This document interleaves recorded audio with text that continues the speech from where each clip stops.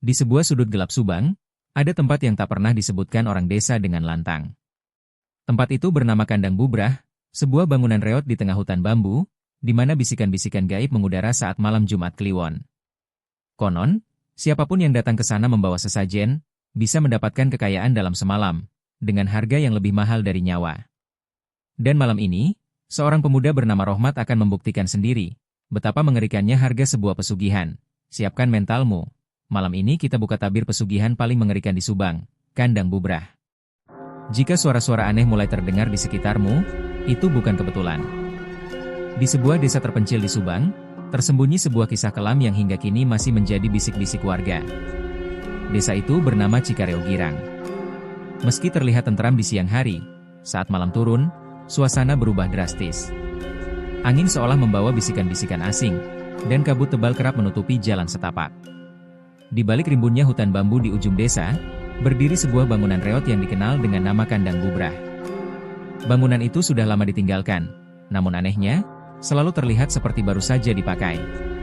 Lantainya basah oleh genangan air bercampur lumpur, dindingnya penuh dengan tulisan kuno yang tak seorang pun mampu membaca. Di sudut ruangan, sebuah kandang kayu tua berdiri, berbau anyir darah yang menyengat. Rohmat, seorang pemuda desa yang dikenal miskin dan sering dihina warga, penasaran dengan kabar tentang pesugihan di Kandang Bubrah. Dia muak hidup dalam kemiskinan dan caci maki. Hingga suatu malam Jumat Kliwon, Rohmat memberanikan diri pergi ke tempat terlarang itu. Langkahnya pelan menembus kabut, diiringi suara burung hantu yang memekik di kejauhan. Bulan purnama tampak pucat, seakan menolak menerangi jalan yang dilewati Rohmat. Dia membawa sesajen, kepala ayam hitam, kemenyan, dan segelas darah kambing muda. Persis seperti yang disebut dalam kisah-kisah orang tua. Sesampainya di depan Kandang Bubrah, udara terasa berat. Pohon-pohon di sekitarnya tampak seperti makhluk hidup yang mengawasi. Rohmat merasakan bulu kuduknya berdiri, tapi tekadnya tak goyah. Ia mengetuk pintu kayu rapuh itu 3 kali. Tak lama, terdengar suara desisan dari dalam. Pintu terbuka perlahan, mengeluarkan suara berdecit menyakitkan telinga. Dari balik kegelapan, muncul sosok bayangan besar, bermata merah menyala. Tubuhnya berbalut kain hitam lusuh, wajahnya penuh luka bernanah. "Kau datang untuk kekayaan?" Suara itu berat, seakan keluar dari perut bumi. Rohmat mengangguk, suaranya tercekat. "Kau tahu harganya?" Lagi-lagi Rohmat mengangguk, walau dalam hatinya, ketakutan mulai merayapi. Sosok itu lalu memerintahkannya masuk.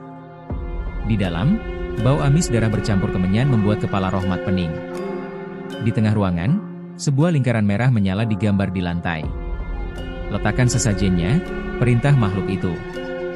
Dengan tangan gemetar, Rohmat meletakkan semua yang dibawanya.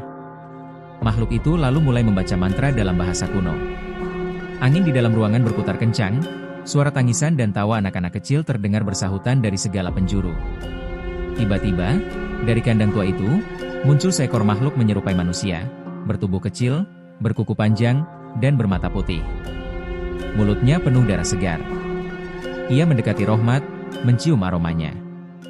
"Siapakah tumbal pertamamu?" tanya makhluk besar itu. Rohmat tercekat. Ia tak mengira harus secepat itu menentukan korban. Tapi demi kekayaan, ia sebut nama, Darsi, tetangganya yang sering mempermalukannya. "Baik," jawab makhluk itu. "Pulanglah. Saat fajar, dia akan mati. Dan hartamu akan datang." Rohmat berlari meninggalkan Kandang Bubrah, keringat dingin membasahi tubuhnya.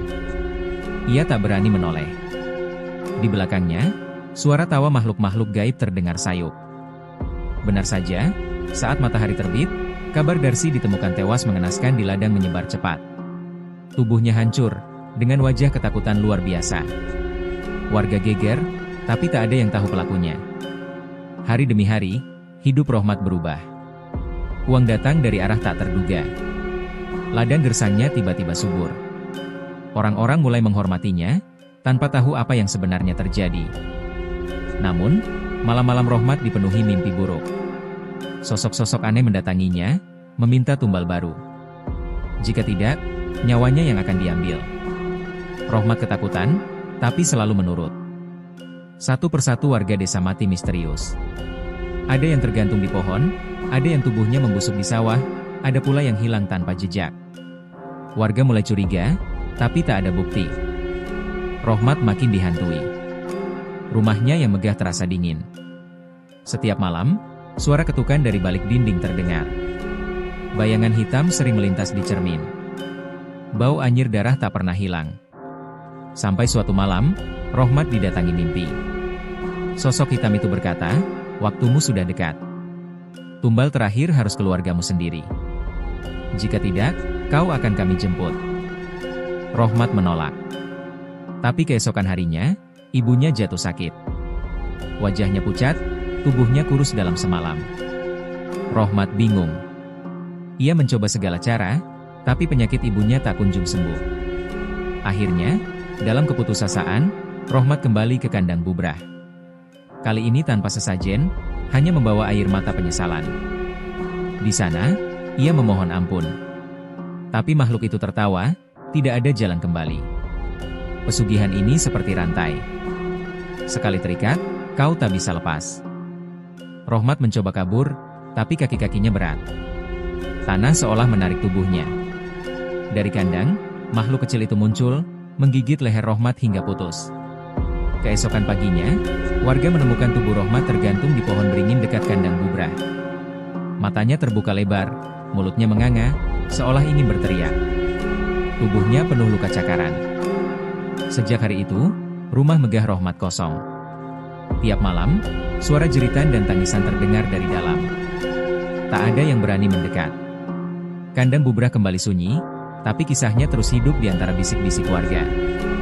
Orang tua di Cikareo Girang selalu berpesan, jangan pernah tergoda kekayaan instan. Kandang Bubrah hanya menawarkan kematian. Untuk kalian yang mendengar kisah ini, ingatlah baik-baik, jangan pernah mencari jalan pintas dalam hidup. Kekayaan takkan pernah sepadan dengan nyawa. Karena di balik segala kemewahan, bisa saja ada bisikan dari kandang Bubrah, yang masih menunggu tumbal berikutnya. Ingat, tak ada kekayaan instan tanpa harga.